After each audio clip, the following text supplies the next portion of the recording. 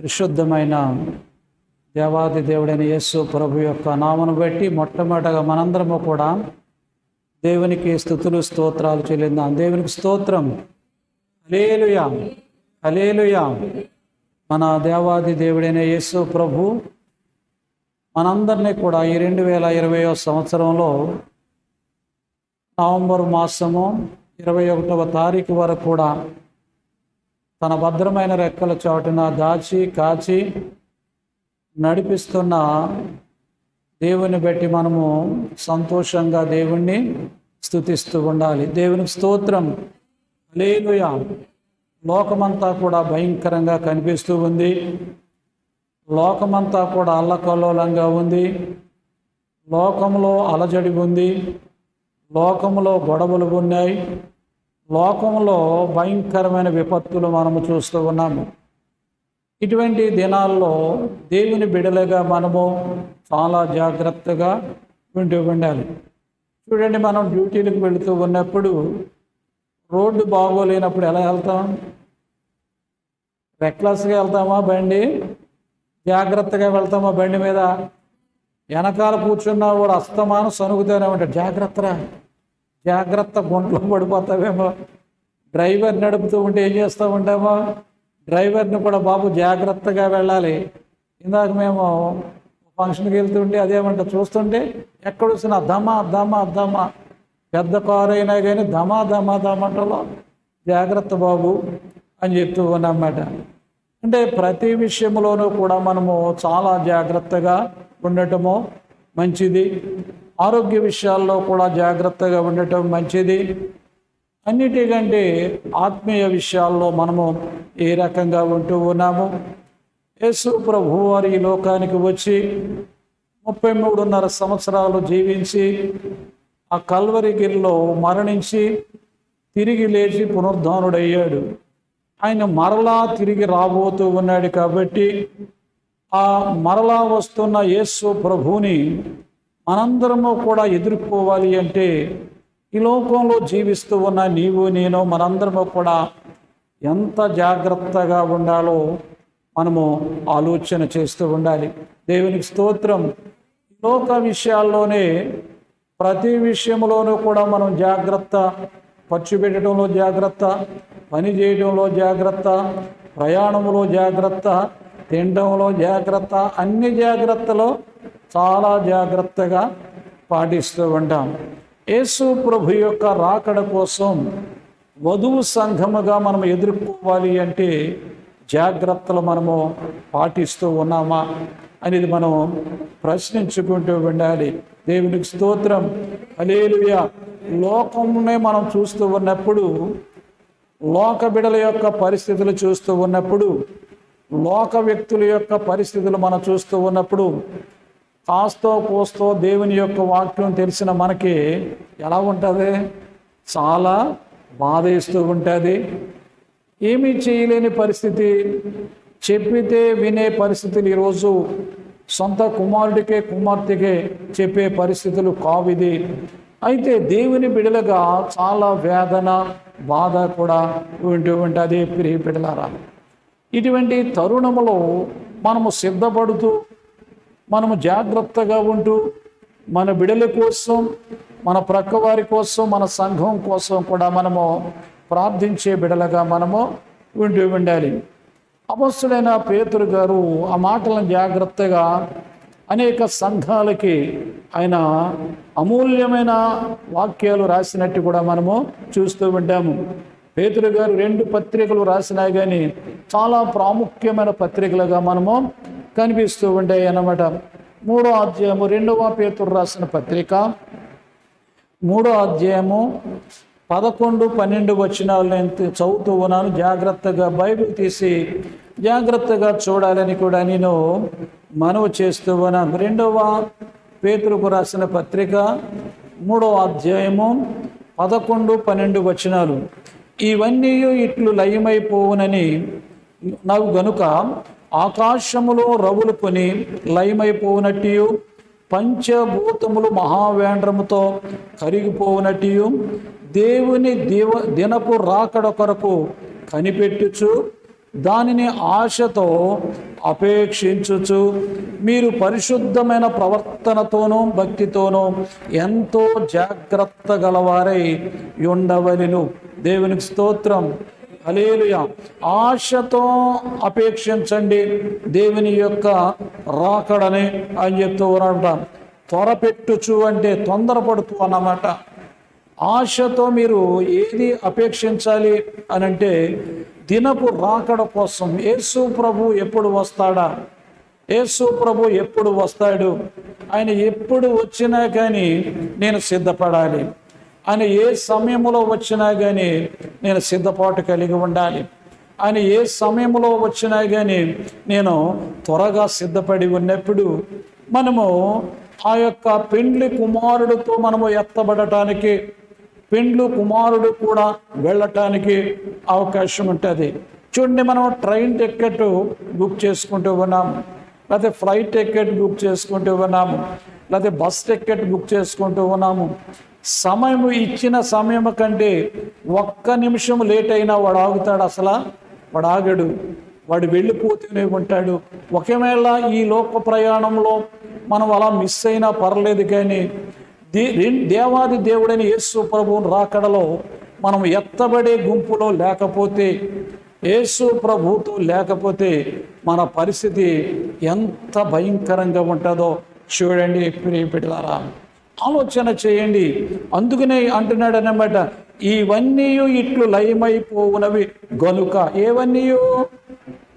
ఇవన్నీ మన గృహాలు ఉండవు, ఈ యొక్క మన తోటలు ఉండవు, మన కార్లు ఉండవు, మన స్కూటీలు ఉండవు, మన సైకిళ్ళు ఉండవు, మన ఏమీ ఉండవు. అన్నీనంట ఏమైపోతాయంట? ఇవన్నీ ఈ లయమైపోయే వాటి కోసమే సరిహద్దులు జరిపేవాడు ఒకడు, గొడవలు పెట్టుకునే ఒకడు, కొట్లాడుకునేవాళ్ళు ఒకరు.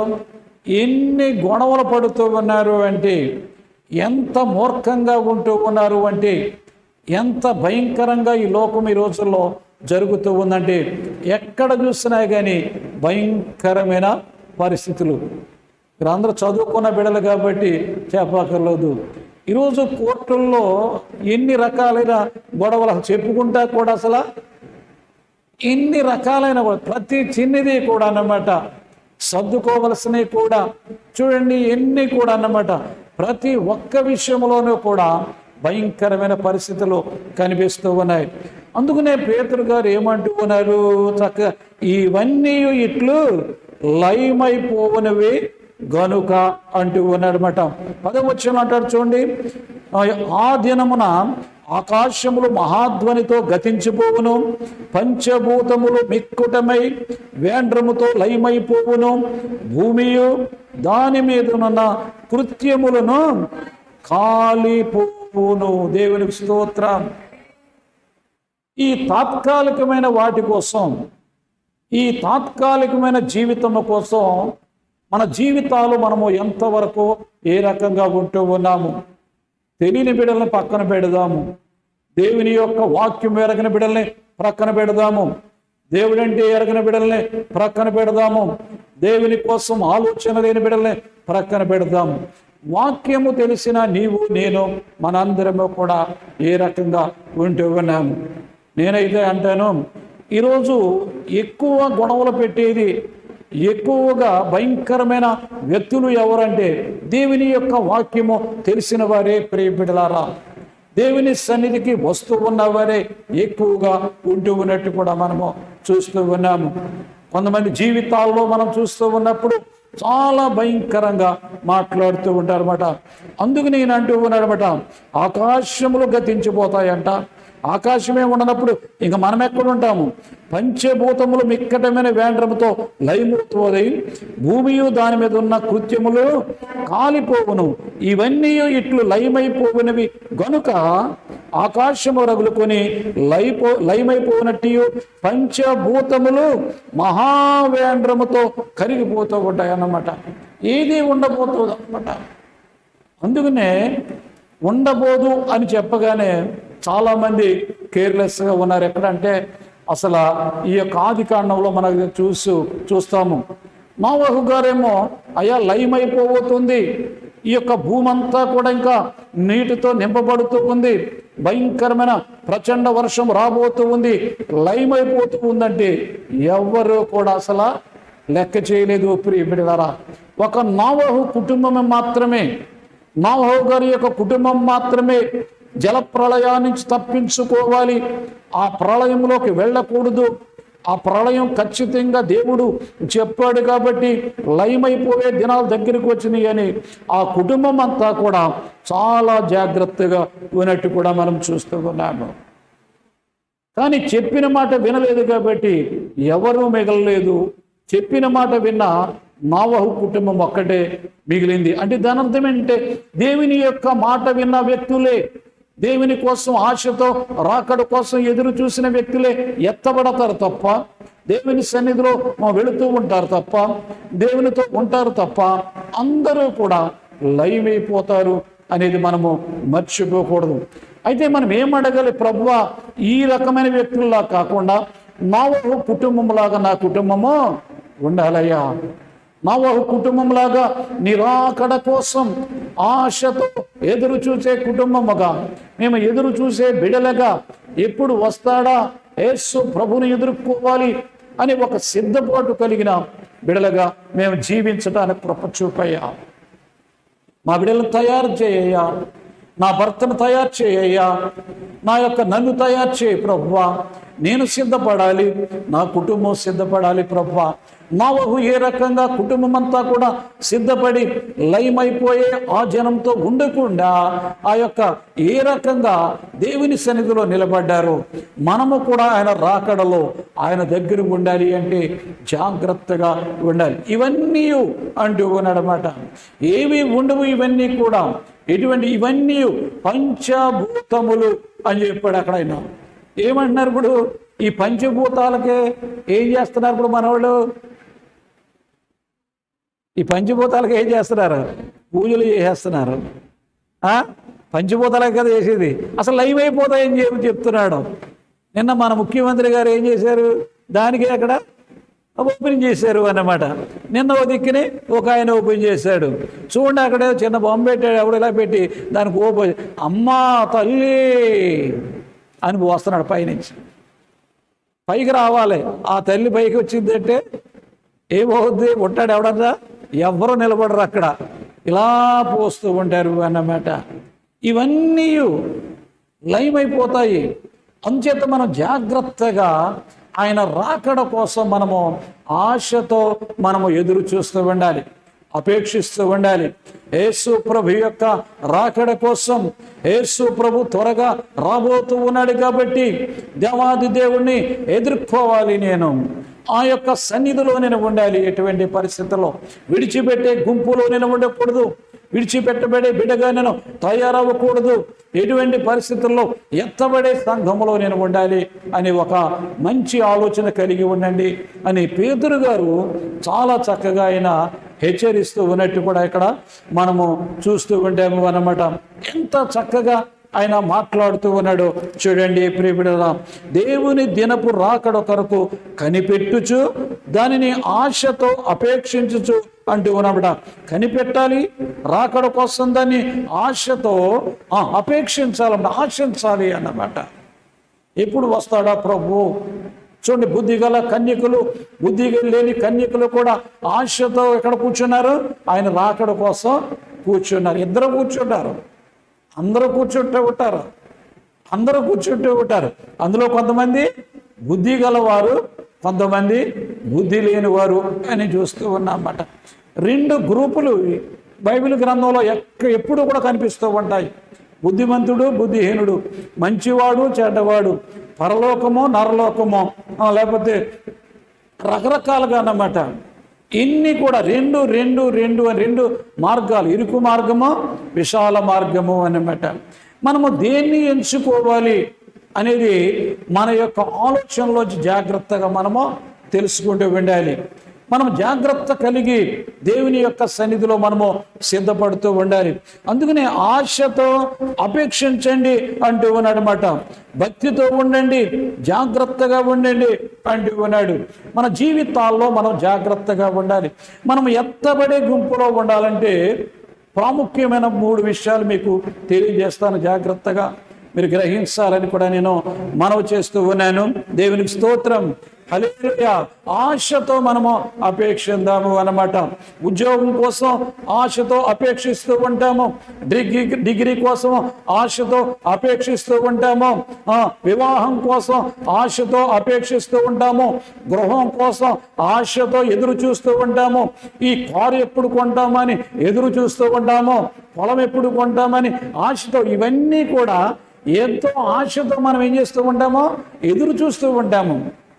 ఎప్పుడు కొనుక్కోవాలి, అది ఎప్పుడు సంపాదించుకోవాలి, మంచిదే.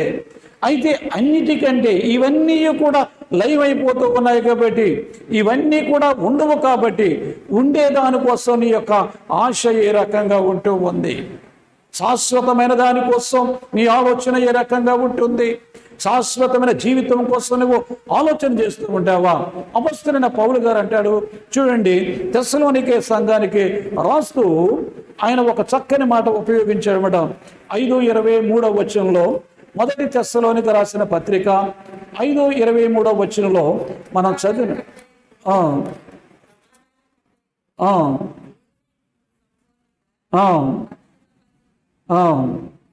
మీ ఆత్మయు జీవమును శరీరమును మన ప్రభువు అయిన యేసుక్రీస్తు రాకడ యందు నిందారహితముగాను సంపూర్ణముగాను ఉండునట్లు కాపాడును గడునుగాక అంటూ ఉన్నాడు. దేవునికి స్తోత్రం. ఎక్కడి వరకు కాపాడబడాలంటే మనము 5 సంవత్సరాల 10 సంవత్సరాల ఎక్కడైనా టార్గెట్ పెట్టాడా? ఆయన రాకడ వరకు అన్నమాట. ఎంత చక్కగా, ఎంత క్లియర్గా, ఎంత చక్కగా అర్థవంతంగా చెప్తున్నాడు చూడండి. మన ప్రభువు అయిన యేసుక్రీస్తు రాకడ యందు నిందారహితముగాను సంపూర్ణముగాను ఉండాలి మనం అన్నమాట. అది అన్నమాట. ఎటువంటి పరిస్థితుల్లోనూ కూడా మనం ఎలా ఉండాలంటే అక్కడ సంపూర్ణముగాను పరిశుద్ధపరచునుగాక అంటూ మీ ఆత్మయు మీ జీవమును శరీరమును అన్న 3 అన్నమాట. ఆత్మ, జీవము, శరీరము కూడా ప్రభువు అయిన యేసు రాకడ వరకు కూడా నిందారహితముగా మనం ఉండాలి అన్నమాట. దేవునికి స్తోత్రం. హల్లెలూయా. 1 కాదు అన్నమాట, 3 చెప్తూ ఉన్నాడు ఇక్కడ.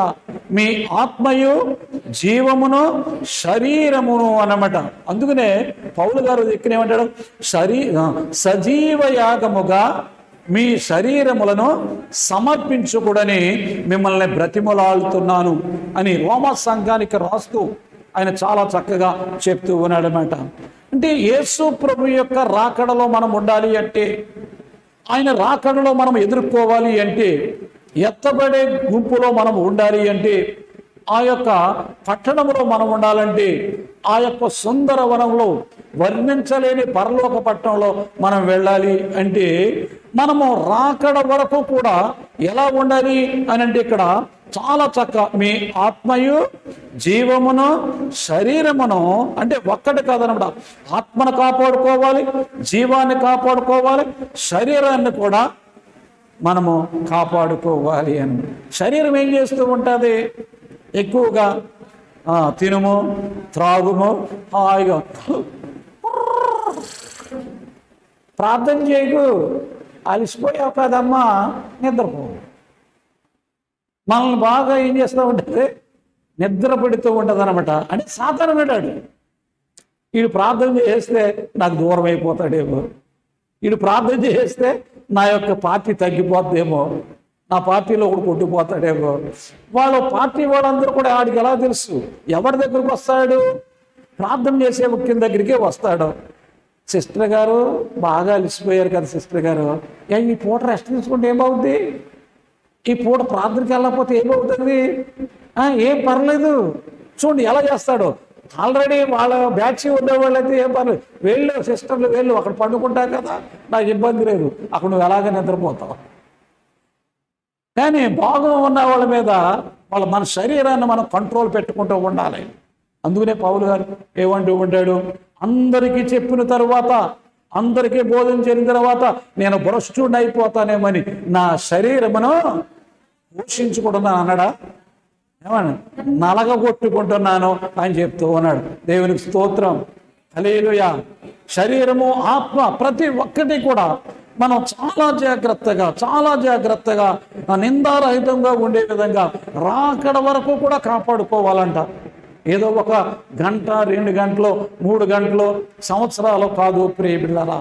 క్రైస్తవ జీవితం అనేది మరణ పర్యంతం వరకు కూడా మనం జాగ్రత్తగా జీవించి ఉండాలి తప్ప ఎటువంటి పరిస్థితుల్లో కూడా ఎటువంటి ఆలోచనలు లేకుండా యేసు ప్రభు మీదే మన యొక్క మనసును నిలుపుతూ ఉండాలి. అందుకనే ఇక్కడ చాలా చక్కగా అన్నాడు, ఆత్మయు జీవమును శరీరమును అంటూ ఉన్నాడు అన్నమాట. ఇటువంటి జీవం అంటే ఏంటి? ఈ లోక సంబంధమైన విషయాలు జీవం అన్నమాట. చూడరు డంబాలు అన్నమాట. అది ఇది వీటిని మన కంట్రోల్గా దేవుని సన్నిధికి రాకుండా, దేవుల్లో ఉండకుండా, ఇక్కడికి బ్రదర్ అక్కడ పార్టీ ఉంది కదా, ప్రార్థన లేకపోయినా పర్లేదు, అక్కడ ప్రార్థన ఉంటుందండి. అంటే సరిపెట్టేస్తూ ఉంటుంది అన్నమాట. ఇది జీవం అన్నమాట, ఇది అన్నమాట. అక్కడ మనకి భోజనము దొరుకుద్ది, వెళ్ళినట్టు ఉంటుంది. ఫ్రెండ్స్కి ఏదికైనా ప్రార్థన ఉందిలే, ఫంక్షన్లో ఏం ప్రార్థన ఉంటుంది. మనం జాగ్రత్తగా ఈ మూడింటిని కూడా మానవుడు కంట్రోల్ చేసుకుంటూ ఉండాలి. ఎప్పటి వరకు అంట?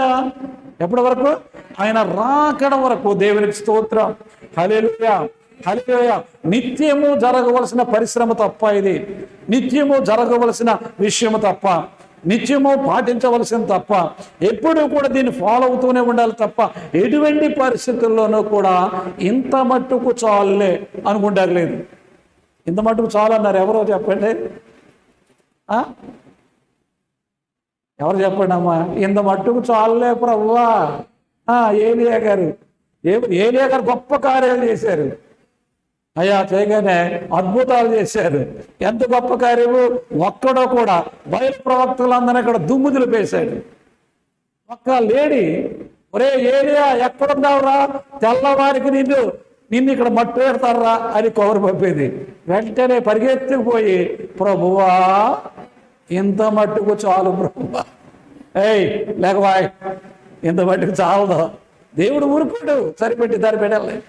ఇంత మట్టుకు కాదు, ఒక తెలియదు, భోంచేయి 40 దినాలు ప్రయాణం చేయాలి. నువ్వు చేయవలసిన కార్యం చాలా ఉందయ్యా. నువ్వు నా దగ్గర రాకడ వరకు కూడా నువ్వేం చేయాలి? వెనకాల తయారు చేయాలి. నువ్వు వచ్చేస్తున్నావు కదా, నీ తర్వాత కంటిన్యూగా జరగాలి నా పరిచర్య అంటే వాడిని అభిషేకించు. అది అక్కడ పెద్ద వ్యవసాయదారుడు ఉన్నాడు. అక్కడ నువ్వు తినేది భోంచేసి బయలుదేరి అక్కడికి వెళ్ళు. ఎంత గొప్ప దేవుడు వచ్చాడండి ప్రియమిడలారా మన దేవుడు. అందుకనే మనం ఆయన రాకడ వరకు కూడా, ఆయన పేతురు గారు అంత చక్కగా చెప్తూ ఉన్నాడనమాట, మీరు ఎటువంటి ఆశతో రాకడ వరకు అపేక్షించుడి. ఆయన రాకడనే ఆశతో అపేక్షించండి. ప్రభువా నేను వచ్చేస్తాను ప్రభువా. అందుకనే ప్రభుతో ఉండాలి అన్న ఆశ అంటూ ఉంటాడు పౌలు గారు అన్నమాట.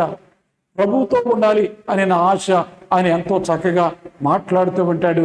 ప్రియబిడ్డలారా మనం జాగ్రత్తగా ఆలోచన చేస్తూ ఉండాలి.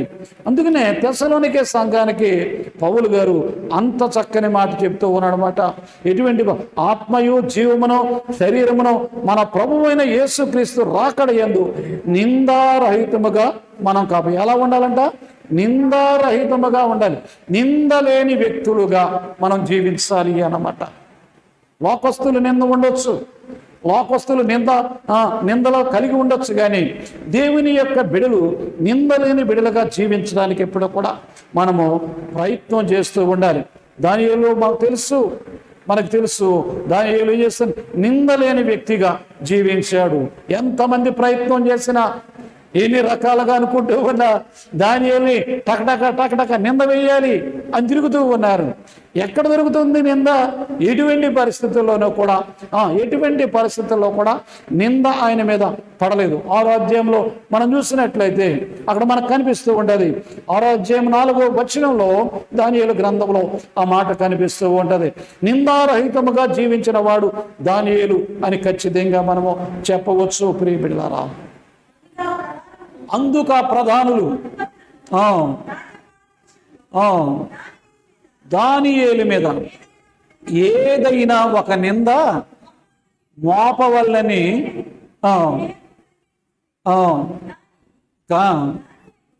దానియేలు నమ్మకస్తుడై ఏ నేరమైనను ఏ తప్పైనను ఏ నింద లేని వాడిగా జీవించాడు. దేవునికి స్తోత్రం. హల్లెలూయా. అంతమంది అన్నమాట. ఆయన రాకడ వరకు కూడా నిందారహితంగా ఉన్నాడు. కాబట్టి దీని అర్థం ఇక్కడ మీరు జాగ్రత్తగా, సింహాల భూమిలో తప్పించుకోవడం అంటే నరకాన్ని తప్పించుకోవడం అంటే ఇక్కడ అర్థం. అంటే దానియేలు నిందారహితంగా ఉన్నాడు కాబట్టి ఒక రకంగా అక్కడ సింహాల భూమిలో కూడా ఆయన తప్పించుకున్నాడు. అంటే ఒక రకంగా నరకాన్ని మనం తప్పించుకోవాలి అంటే మనము దేవుని సన్నిధిలో ఎలా ఉండాలి? నిందారహితముగా ఆయన వచ్చే వరకు కూడా నిందలేని వ్యక్తులుగా. వాళ్ళందరూ కూడా ఏదో నింద ఉంది ఈయన కనిపెట్టాలని తిరిగారు, కానీ ఎక్కడ కూడా ఒక నింద కూడా కనపడని వ్యక్తిగా దానియేలు జీవించాడు. దేవునికి స్తోత్రం. హల్లెలూయా, హల్లెలూయా. దేవుని దినపు రాకడను ఆశతో అపేక్షించుడి అంటూ ఉన్నాడు. దేవునికి స్తోత్రం. ఆశతో మనం చూస్తూ ఉండాలి. ప్రభువా, నువ్వు ఎప్పుడు వస్తావయ్యా? నీతో కలుసుకోవాలయ్యా. ఇదంతా లయమైపోయేదే ప్రభువా. ఇవన్నీ ఉండవు ప్రభువా. ఇవి అశాశ్వతమైనవి ప్రభువా. శాశ్వతమైనది ఆ రాజ్యమే ప్రభువా అని దానికోసం మనము ఆశతో మనం ఏం చేయాలి? అపేక్షిస్తూ దానికోసం మనము చూస్తూ ఉండాలి. అంటే అందులో ప్రవేశించాలంటే మొట్టమొదటగా మనము క్వాలిఫికేషన్ ఏముండాలి అంటే నిందారహితులుగా మనము జీవిస్తూ ఉండాలి. దేవునికి స్తోత్రం. హల్లెలూయా, హల్లెలూయా. దానికి సాదృశ్యంగా ఆయన సింహాల బోన్లోంచి తప్పించుకుంటమే, సింహాల్లోంచి బయటపడటమే ఆయన యొక్క పరలోక రాజ్యానికి వెళ్ళినట్టు అన్నమాట దాని అర్థం. ఇక్కడ మనం అలా తీసుకోవాలి. అలాగే మనము కూడా నిందారహితంగా ఉంటే నరకానికి వెళ్ళకుండా ఎక్కడికి వెళ్తాం? రెండోది ఏంటి? పరలోకానికి. దేవునికి స్తోత్రం. హల్లెలూయా. నిందారహితంగా ఉన్నాడు కాబట్టి తప్పించుకున్నాడు. ఆయన నరకంలో తోసారాడు, నరకంలో అయిపోతాడు అని చూశారు, కానీ నింద లేనివాడు కాబట్టి నరకంలోంచి బయటికి రప్పించాడు దేవుడు. దేవునికి స్తోత్రం. హల్లెలూయా. ఎంత గొప్ప దేవుడు చూడండి ప్రియబిడ్డలారా. దేవుని దినపు రాకడ కోసం ఆశతో అపేక్షించుడి అంటూ ఉన్నాడు అన్నమాట. ఏమేమో మీరు ఆశతో అపేక్షించడం కాదు, ఆయన రాకడ కోసం మీరు ఆశతో అపేక్షించండి అని హెచ్చరిస్తూ ఉన్నట్టు మనం చూస్తూ ఉన్నాము ప్రియబిడ్డలారా. మనం దేనికోసం ఎదురు చూస్తూ ఉన్నాము? ఏవేవో విషయాల కోసం, ఈ లోక విషయాల కోసం ఎక్కువగా ఎదురు చూస్తూ ఉన్నామా, లేకపోతే మనము ఏ రకంగా ఉంటూ ఉన్నాము? మనం జాగ్రత్తగా పరిశీలన చేసుకోవాలి.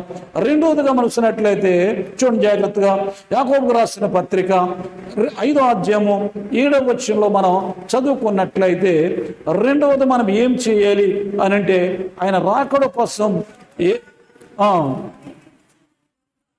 ప్రభువు చదవమ్మా. ప్రభువు రాకడ సమీపించుచున్నది గనుక మీరును ఓపిక కలిగి యుండి. సహోదరులారా, ప్రభువు రాకడ వరకు ఓపిక కలిగి యుండి. రాకడ వరకు కూడా మనము ఏం చేయాలంట? ఓపిక. ఏంటి? వస్తానన్నాడు ఇంకా రాలేదు, వస్తానన్నాడు ఇంకా రాలేదు, వస్తానన్నాడు ఇంకా రాలేదు అని మనము విసిగి చెందకుండా. కొంతమంది ఏంటి 2 ఇంటర్వ్యూలకు వెళ్తాడికే విసుగు చెందుతారు, 3 ఇంటర్వ్యూలకే ఎక్కువ అయిపోతాయి, ఇక అయిపోయి విసుగు చెందారు. అలా కాకుండా యేసు ప్రభు రాకడ కోసం మనం ఓపికతో మనము ఎదురు చూస్తూ ఉండాలి అనమాట. ఓపిక కలిగి మనము ఉంటూ ఉండాలి తప్ప ఓపిక నశించిపోకూడదు ఎటువంటి పరిస్థితుల్లో. ఎంత కాలమైనా కానీ, ఎన్ని పరిస్థితులు ఉన్నా కానీ అబ్రహాము ఏ రకంగా ఎదురు చూశాడు, దావీదు మహారాజు ఏ రకంగా ఎదురు చూసుకుంటూ వచ్చాడు, అన్న ఏ రకంగా చూసుకుంటూ వచ్చిందో, అంతేగాని ప్రతి సంవత్సరం అంత దూరం వెళ్ళాలా ఎందుకు నాకు అనలేదు. ఓపిక దేవుడు కరుణించే వరకు కూడా వాళ్ళు ఏ రకంగా, యోసేపు అని 13 సంవత్సరాలు ఎంత ఓపికగా ఆయన కరుణించే వరకు చూశాడు. అలాగే ఆయన రాకడ వరకు కూడా మనము ఓపికతో మనము నిందారహితులుగా జీవిస్తూ ఉండాలి. దేవునికి స్తోత్రం. హల్లెలూయా. మూడోదిగా మనం వస్తున్నట్లయితే చూడండి, 1 యోహాను పత్రిక 2:28 మనం చదువుకున్నట్లయితే 1 యోహాను పత్రిక 2:28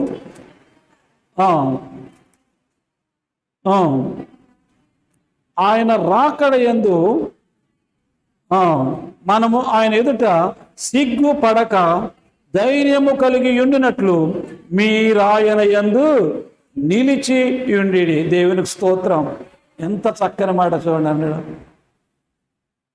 ఏంటంట? నిలిచి ఉండి. మరే మనం ఏమంటాము, కుర్రాన్ని స్టాండప్ ఆన్ ది బెంచ్.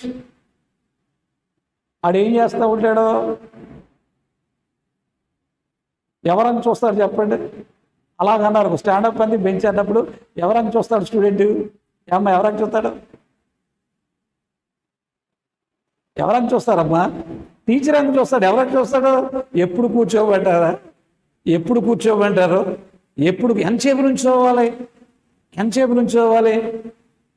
ఎవరైతే నుంచోమని చెప్పారో వాళ్ళు మళ్ళీ కూర్చోమని చెప్పిన దాకా నుంచోవాలి. అలా ఇక్కడ ఏమన్నాడు చక్కగా చూడండి, ఆయన రాకడ యందు మనము ఆయన ఎదుట సిగ్గుపడక ధైర్యము కలిగి ఉండినట్లు మీరు ఆయన యందు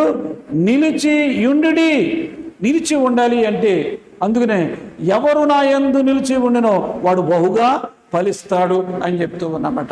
దేవునిలో మనము స్థిరముగా ఉండాలి, దేవునిలో మనము బలముగా ఉండాలి, దేవునిలో కథల్లో వారుగా ఉండాలి. అంటే నిలిచి ఉండటం అంటే ఏంటి? మనము జాగ్రత్తగా నిందారహితులుగా ఉండాలి, ఓపిక కలిగి స్థిరంగా మనము అలాగే దేవునిలో సాగిపోవాలి, హానోకులాగా. దేవునికి స్తోత్రం. హల్లెలూయా.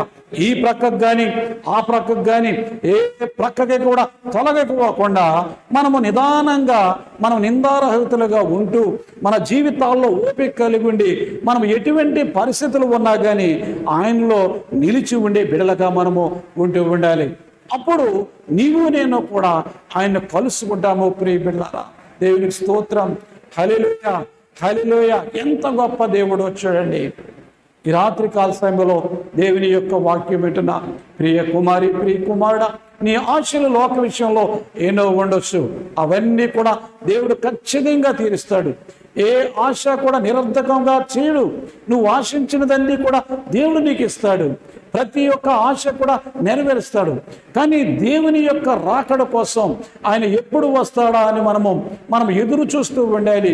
ఎలా ఎదురు చూడాలి అంటే నిందారహితంగా ఉండాలి, ఓపిక కలిగి ఆయనలో నిలిచి మనము ముందుకు సాగినప్పుడు ఆయనతో మనము ఎత్తబడుతూ ఉన్నాము. దేవునికి స్తోత్రం. హల్లెలూయా, హల్లెలూయా. విడిచిపెట్టే బిడలుగా కాకుండా ఎత్తబడే బిడలుగా అయా నన్ను తయారు చేయండి అయ్యా. ఈ లోకంలో నాకు నేనుగా నిందారహితుడిగా జీవించలేను ప్రభువా, నాకు నేనుగా ఓపిక పట్టలేను ప్రభువా. అయా నిరాశ నిస్పృహ నన్ను పట్టుకుంటుంది ప్రభువా. నేను నిలిచి ఉండలేను ప్రభువా. నిలిచి ఉండే శక్తి నాకు దయచేయి ప్రభువా. అయా నీ రాకడలో ఎత్తబడాలంటే ఈ 3 లక్షణాలు నాకు ఉండాలంటే, ఆ 3 నేను పాటించాలంటే నాకు శక్తి బలమో దయచేయి ప్రభువా. నీవే ఇవ్వగల సమర్థుడు ప్రభువా. ఈ రాత్రి కాల సమయంలో ఈ ఉపవాస కూడికలో మమ్మల్ని దర్శించారు ప్రభువా. అయ్యా మమ్మల్ని తాకారు ప్రభువా. దేవా నువ్వు తప్ప మాకెవ్వరూ లేరు ప్రభువా. నీకోసమే ఆశతో మేము అపేక్షిస్తూ ఉంటాం ప్రభువా. ఎప్పుడు వస్తావో, మమ్మల్ని ఎప్పుడు కరుణిస్తావో, నీ యొక్క కృప మా మీద ఎప్పుడు చూపుతావో అని నీకోసమే మేము అపేక్షిస్తాం ప్రభువా. అయా మా జీవితాలు నిలిచి ఉండే భాగ్యము. ఈ లోకంలో కొన్ని పనులు లేట్ అయినా కానీ నీలోనే స్థిరంగా బలంగా నిలిచి ఉండే శక్తి బలము మాకు దయచేయి ప్రభువా అని అడుగుదాము. అటువంటి కృప దేవాది దేవుడని యేసు ప్రభు ఈ రాత్రి కాల సమయంలో దేవుని యొక్క వాక్యం వెంటనే ప్రతి ఒక్క బిడ్డకి, మందిరంలో ఉన్న ప్రతి ఒక్క బిడ్డకి కూడా దయచేయను గాక. ఆమేన్. ప్రార్థన చేసుకుందాము.